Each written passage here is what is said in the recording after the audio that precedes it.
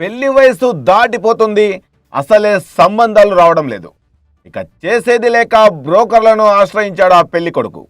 కానీ అదే అతని కొంపముచ్చింది. ఇల్లు అద్దెకు తీసుకున్నట్లు పెళ్ళాం అద్దెకొచ్చింది. వినటానికి కాస్త విడ్డూరంగా ఉన్న అదే నిజం. డబ్బుకు కకృతిపడి బ్రోకర్లు ఆడిన ఆటలు బలిపశువయ్యాడు ఆ పెళ్లి కొడుకు. ఆర్థిక ఇబ్బందుల్లో ఉన్న ఆ మహిళ 10,000కు ఆశపడి వాళ్ళతో చేతులు కలిపింది. పెళ్లి చేసుకున్నాక పారిపోదామనుకుంది. కానీ అవకాశం లేకపోవడంతో 5 ఏళ్ల కొడుకు కోసం అసలు విషయం బయటపెట్టింది. దాంతో కంగు తిన్న నవ్వువరుడు పెళ్లైన 4 రోజులకే న్యాయం కోసం పోలీస్ స్టేషన్ మెట్లెక్కాడు. అతని పేరు దుర్గా ప్రసాద్. కర్ణాటకలోని రాయచూర్ జిల్లాకు చెందిన ఆయనకు పెళ్లి వయసు దాటిపోతోంది. ఇక చుట్టాల్లోనూ చుట్టుపక్కల ఎక్కడా సంబంధాలు కుదరలేదు. కొంతమంది అమ్మాయిలు ఇతనికి నచ్చలేదు. కొందరు అమ్మాయిలే ఇతన్ని రిజెక్ట్ చేశారు. దాంతో సంబంధం చూడమని రాయచూర్కు చెందిన శ్రీదేవి అనే మహిళకు చెప్పాడు. ఆమె రాజమహేంద్రవరానికి చెందిన తాయారు అనే మహిళా పెళ్లిళ్ల బ్రోకర్కు విషయం చేరవేసింది. అక్కడి నుండి మళ్ళీ విజయవాడకు చెందిన ఆటో డ్రైవర్ ముఖర్జీకి తాయారు విషయం చెప్పింది. ఇలా ఎక్కడో మొదలైన ప్రయాణం కాస్త విజయవాడకు వచ్చాగింది. ముఖర్జీ ఆటో డ్రైవర్గా పనిచేస్తూనే పెళ్లిళ్ల బ్రోకర్గా వ్యవహరిస్తున్నాడు. అతను తనకు పరిచయం ఉన్న విజయవాడ వాంబే కాలనీకి చెందినటువంటి మరో 2 మహిళలకు సంబంధం గురించి చెప్పాడు.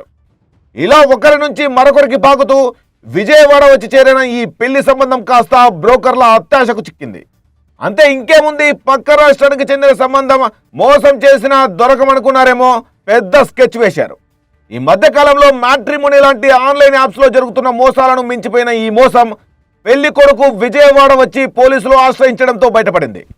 ఎలాగైనా డబ్బులు సంపాదించాలనుకున్న ఈ బ్రోకర్లంతా కలిసి గుంటూరు జిల్లా తాడేపల్లికి చెందిన ఆమని అనే మహిళను ఎంపిక చేశారు. ఆమెకు కొన్నాళ్ల క్రితం పెళ్లై భర్త ఎటో వెళ్ళిపోవడంతో 5 ఏళ్ల కుమారుడితో ఒంటరిగా ఉంటోంది.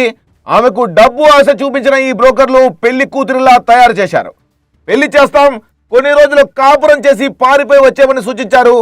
పక్క రాష్ట్రం కదా, దొరకవని రోజుకు 10,000 చొప్పున 5 రోజులకు 50,000 ఇస్తామని చెప్పి ఆమెను ఒప్పించారు. ఈ నెల 5వ తేదీన పెళ్లి చేసి ఆమెను ఆయన వెంట కర్ణాటక పంపించారు. ఇక ఆ రోజు పెళ్లి ఖర్చులకంటూ 50,000 తీసుకున్నారు. మళ్ళీ పెళ్లి కుదిర్చినందుకు 3,50,000 బ్రోకర్లు తీసేసుకున్నారు. ఇక కాపురానికి వెళ్ళాక భార్య భర్తను ముట్టుకొనివ్వడం లేదు. పైగా పుట్టింటికి రావడానికి ఆమె పదే ప్రయత్నిస్తూనే ఉంది. ప్రతిసారి ఆమె ఇంటికి వెళ్తానని అడగడం, భర్త నేను కూడా తోడు వస్తానని చెప్తూ ఉండడంతో ఏం చేయాలో తెలియక కొడుకు కోసం అసలు విషయాన్ని ఆమెని చెప్పేసింది.